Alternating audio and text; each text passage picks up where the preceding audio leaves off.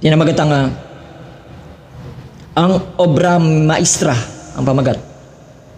Sabi rito ng ating propeta, iyan ang tinig lamang namin sa pamamagitan ng kanyang dugo. Ano sinabi rito sa taas? Magsipanalangin kayo sa Espiritu sa lahat ng panalangin at daing sa buong panahon, at magbuyat kayo sa buong katiyagaan ng daing patungkol sa lahat ng mga banal. No? Pag tayo may pagnanasa at sinusunod natin to, tayo may kagalakan na gawin to. Why? Bakit tayo may kagalakan gawin yun? Ano sabi ng propeta rito? Dahil dito yun, no? Iyan ay ating tinig lamang namin sa pamamagitan ng kaniyang dugo. Ang kaniyang dugo ang nagsasalita, no?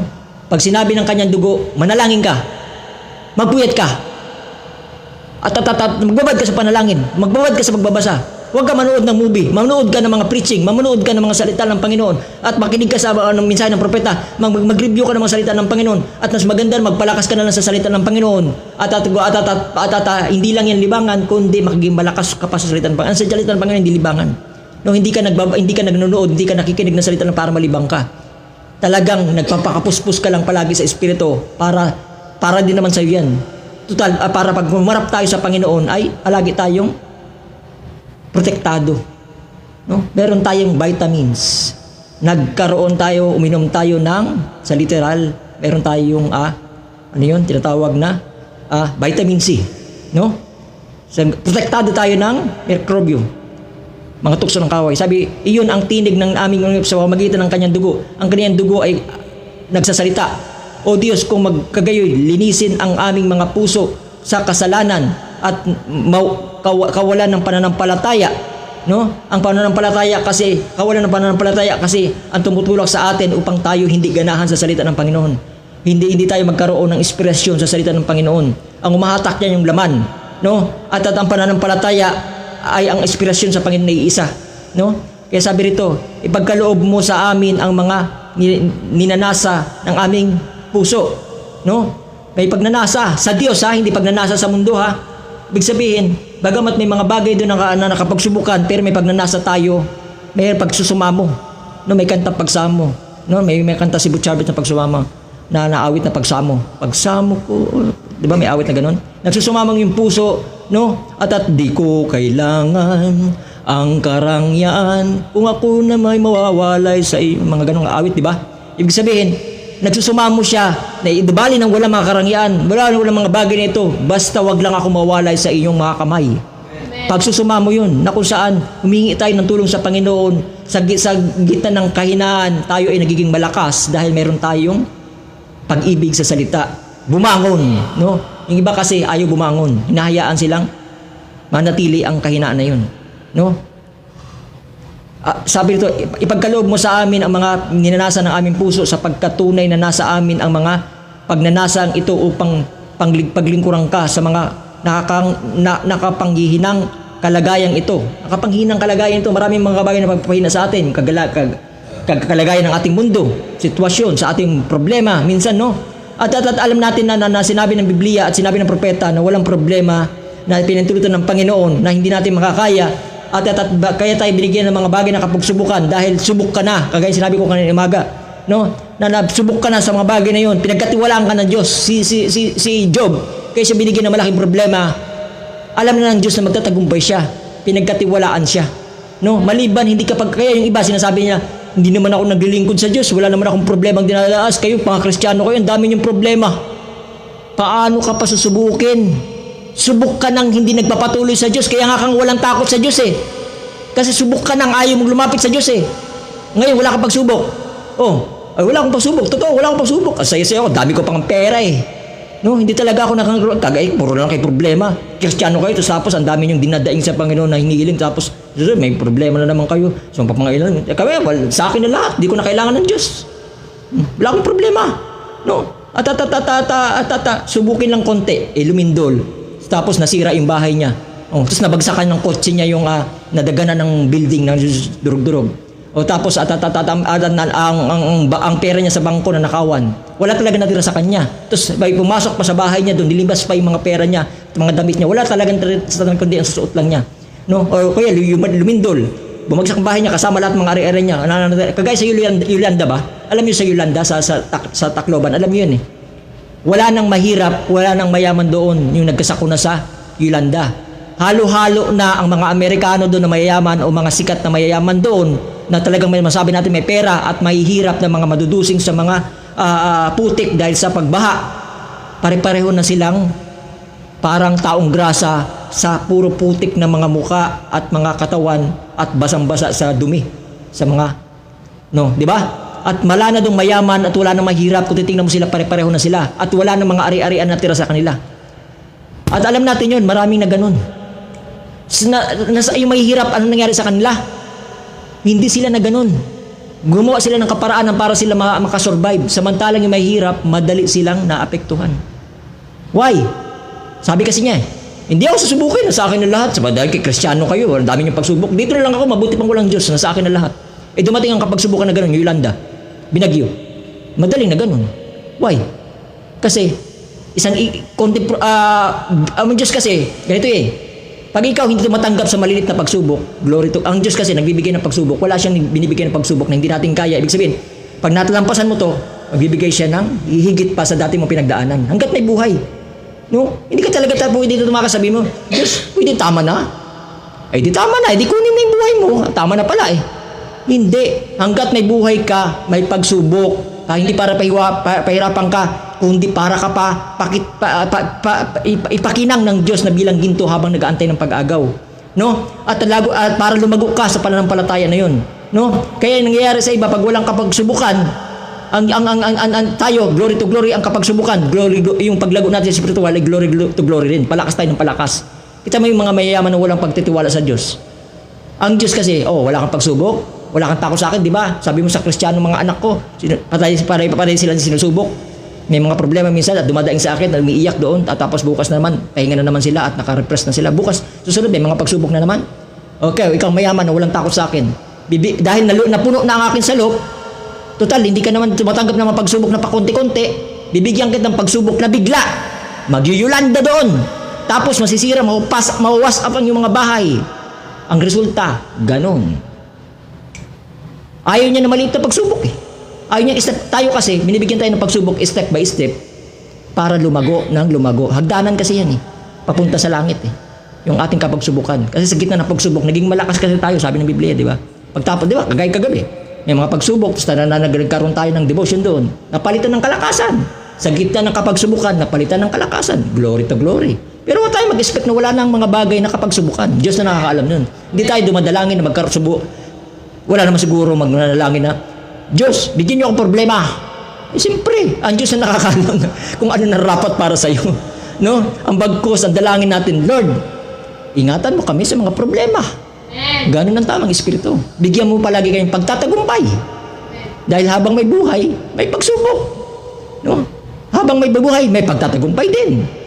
Ang tanong, saan ka sa dalawa? Sinubok na talunan, sinubok na mananagumpay. Ayun kasi ang tanong dun No? Kaya yung mayaman at hindi siya sabi niya, hindi ako sinusubok, mabuti pang wala akong Diyos. Madaling maganon. Why? Kasi nabigla siya siya yung Diyos kasi, pag hindi ka kumikilala sa Diyos, bibiglain ka niyang subukin. Ang pagsubok sa mga walang pagkakilala sa pag hindi nasubok yun No? Pag binigyan ka malaking problema yung hindi kumikilala sa Diyos, hindi nasubok yun, palo na yun. Amen. Kasi hindi mo siya kinilala Tingin nila, sinubok din pala ako, hindi ako kumikilala sa Diyos, sinubok ako. Hindi na yung pagsubok. Hindi mo siya kasi kinilala nung una na in-invite ka sa Bible study, in-invite ka sa mga gawain, sinishare ka ng salita ng Panginoon, hindi ko kailangan yan, mayaman na ako, nasa akin na lahat ng mga bagay. Hindi ka tumatanggap kasi nasa inyo na lahat, no? At marami mga ganyan, ayaw kumikilala sa Diyos, di ba? Sa mundong ito, no? At ano nangyayari, no? Sasabihin nila, nawalan ako ng bahay, binagyo kami, nilindol kami, nasira lahat mga pari-ari, nawala mga ari-ari ko, sinusubok ako ng Diyos. Mamaya mababasa natin, ang Diyos ay hindi nanunukso. May verse na ganyan, no? Palo yan sa mga hindi nagkumikilala sa Diyos. Ano mapalad? Sa atin, yung mga ating problema, hindi yung palo. Pagsubok yun. May pagkakaiba ba? Ang kasalanan, pag nagkaroon ng problema, mabigat. At alam na ng Diyos na hindi nila makakaya. Alam nila hindi kaya yun. Kasi pag hindi nila kaya yun, magaganon sila doon. Kasi hindi nila tinatanggap ang step by step Gusto nila biglaan. Diyos siya, karapatan niya yun na magbigay ng problema. Pag hindi ka kumikilala sa Diyos, bibigyan ka ng ganun. Di ba marami mga artista nagpakamatay, kahit mayayaman, walang naging silbi yung pera nila. Nagtigok, tumalon sa building, mayayaman na yun dahil hindi nila kaya. Pag hindi ka kumikilala sa Diyos, mangyayari talaga yung mga bagay na yun. No? At sasabihin nila pagsubok. Hindi na yung pagsubok. Tapos ang gagawin mo ang ginagawa ng Panginoon sa mga anak ng Diyos, tayo hindi tayo sinusubok. No? Tayo pinapalago niya sa kanya sa pamamagitan ng salita. At tayo kilala ng Diyos, tayo mananagumpay. At kilala ng Diyos hindi yung magtatagumpay. Kaya nilagay na yung sitwasyon na yun para siya ay maging talunan na lubos dahil tinanggap niyang kamatayan at tuluyan siya pinatay ng Panginoon sa kanyang kalagayan. Dahil ang Diyos ay Diyos ng may manihibuguin. Tunay na nasa amin ang mga nagnanasang ito upang paglingkuran ka sa mga nakakapanghinang kalagayang ito at mga karamdaman at mga bagay na sa sanlibutan na naiatang sa aming minsan upang kami masakdal. Sabihin namin kaming tungkol diyan. Pagkatapos ay sinabi niya, huwag ninyong pagtakhan na dumarating ang mga pagsubok na ito. Huwag daw natin ipagtaka na dumadating ang mga pagsubok na ito. Ang mga ito'y nangyayari para rin sa aming kabutihan. Di ba sinabi ko kanina? Ito'y nangyayari para sa ating kabutihan upang kami ay masakdal. No? At maihatid kami sa dakong iyon. Akala niyo pag may pagsubok kayo, ay bumagsak ako, ay nanghina ako, at natalunan ako, ay nagalit ako, ay at nag-away kami, at ganun mga bagay doon, at natalunan ako, at ako ayoko ng ganito mga kainaan, at gusto ko maglumbay. Kala mo bumabagsak ka? No? Ang bola, pag dinidribble, bagsak, tatalbog. Pagtalbog yun, pag sinut siya ng pagtatagumpay, mas mataas pa ang kanyang kalalagyan kaysa sa kanyang pagbagsak. No? Bumagsak ka man panandalian sa talunan ka doon sa pagsubok mo, pero gumagawa ka ng paraan kumain ng manok na puti. Yung sukat na pagbagsak mo na ganyan lang, pag-ahon mo namang ganun. Pagbagsak mo sa kapagsubukan uli, na ganyan, pag-ahon mo namang ganun. Pagbagsak mo uli sa pagsubukan na ganyan, pag-ahon mo uli ag ganun. Glory to glory, glory to glory hanggang makarating ka sa heaven sa pag-agaw. No? Ang mga dakilang disyerto ng karanasang ito kung saan ang taong matuwid ay nahuhulog sa pamamagitan ng banal. Kami nagpapasalamat sa iyo sa mga karanasang ito. Kailangan pala natin magpasalamat sa karanasang ito. Karanasan pala ito. Makipasan tayo, sabi ng Bible, makipasan kayo sa krus ko. No? Karanasan ng Diyos yun. Total, hindi niya dapat maranasan yun dahil Diyos siya. Pero sinubukan niya maging tao para alam niya ang ating dinaramdam. Tinuya siya, di ba? Sinaktan siya, di ba? Inalimura siya, di ba? Sinubok din siya ni Satanas, di ba? Tumalon ka nga dyan at may sasalo sa'yo, di ba? Sinubok siya dyan, no? Alam niya na ang damdamin natin. Paano tayo pababayaan ng Diyos sa pagsubok kung siya mismong Diyos na nahayag sa laman, alam niya kung paano subukin.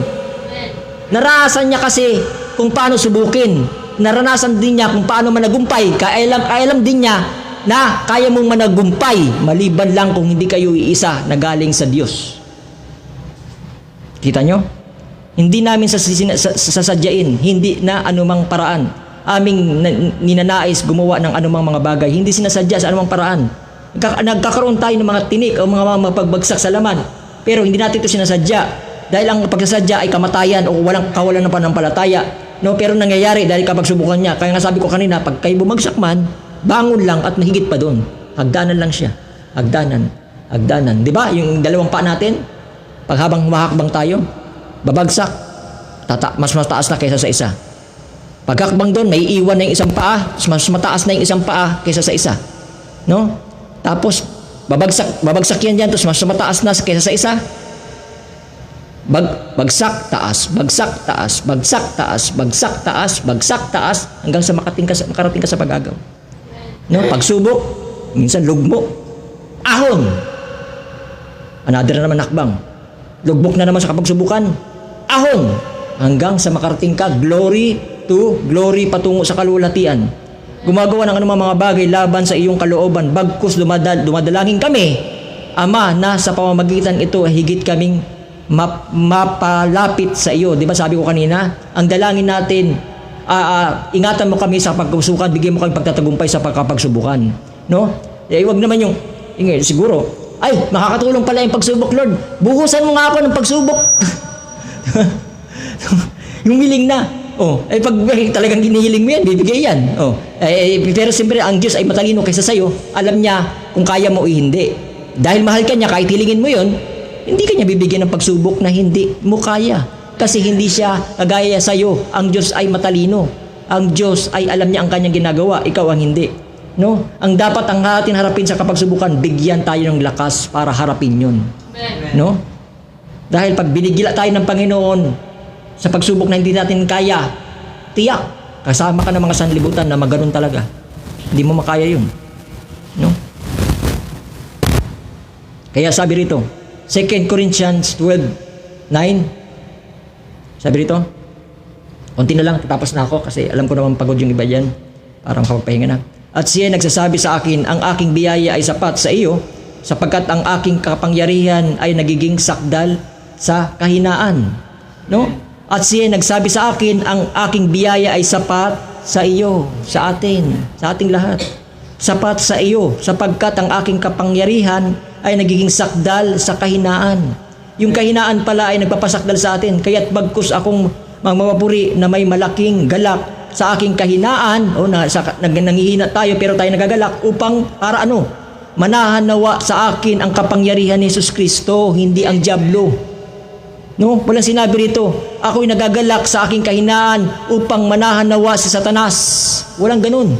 No? Kundi ang purpose sa kahinaan na tayo bumabangon doon upang manahan nawa ang kapangyarihan ni Jesus Kristo. Kaya nga ako'y nagagalak sa mga kahinaan sa pamamagitan ng pagkaapi, sa pamamagitan ng pangangailangan, sabi ng propeta, sa mga pag-uusig, yan, mga pag-uusig, yung mga ginagawa ng iba, sa mga paghinagpis, sa mga problema, dahil kay Kristo, sapagkat pagka ako'y mahina, ako nga'y malakas. Amen. Tapusin natin to para bago ako matapos, mabasa ko man lang yung hinanda ng Panginoon. No, sabi pa rito ng ating propeta, Ecclesiastico 2:1. Ito maganda to. Tumulo ang luha ko rito habang binabasa ko kanina. Sabi niya rito, number 1, anak, kung nais mo maglingkod sa Panginoon, humanda ka sa mga pagsubok. No? Kung gusto raw natin maglingkod sa Panginoon, humanda ka sa mga pagsubok. Ibig sabihin, pag naglilingkod tayo sa Panginoon, may pagsubok talaga. Maging tapat ka at magpakatatag. Di ba? Kasarap. Huwag kang masisiraan ng loob sa panahon ng kasawian. No? Di ba sabi ni Virgin kagabi, nag-usap tayo na, minsan bakit dati tulutan ng Panginoon tayo yung bigyan ng problema ng mga ito mo, wala na lang sana. Mga bagay na gano'n, no? Nag-usap na, nagsisharing tayo kagabi, no? Bakit pinapitulutan ng mga gano'n? Bakit tayo pinapitulutan ng Panginoon na minsan na nangyayari yun? Why? No? Kasi nga, pinapalitaw kung ano nga tayo. Kasi sa pamamagitan ng pagsubok, nalalaman kung ano yung panirandabo ka ba o trigo. Ikaw ba yung masama sa masama o kayo matuwid sa magpapatuwid pa? No? Sabi rito, huwag kang masisiraan ng loob sa panahon ng kasawian. May panahon pala ng kasawian. Pero sa kasawian, di ba, si Jesus Christ nasawi. May panahon din ng pagbangon. No? Manalig ka sa Panginoon at huwag kang lalayo sa Kanya. Ayun ang dapat natin gawin. Huwag tayong lalayo sa Panginoon so tuwing may kasawian. Upang kasama natin siyang mabuhay muli sa ikatlong araw. Upang ikaw ay parangalan sa katapusan ng iyong buhay. Tanggapin ang anumang ipagkaloob sa iyo. Pinagkaloob pala yung mga bagay na yan. Tiisin mo ang kabiguan. Kahit anong mangyari, may kabiguan, pinantulutan niya, no? Kung anong, sabi rito, kung ang ganito ay dinadalisay sa apoy, apoy pala yun, para kuminang. Ang banal ay sinusubok, sabi rito, ang banal, kung banal ba tayo kay Kristo? Kung banal tayo kay Kristo, ay dapat masubok ang banal. Sinusubok ng Panginoon sa apoy ng paghahamak. Magtiwala ka at tutulungan kaniya. Bakit tayo mag-aalala sa mga kapagsubukan kung mayroon pala itong matang nakamasid? Di ba? si Job. Parang kaya nga sinabi ng kanyang asawa, sumpain mo na ang Diyos mo, Job. Ang dami ng mga ari-ari na wala mo at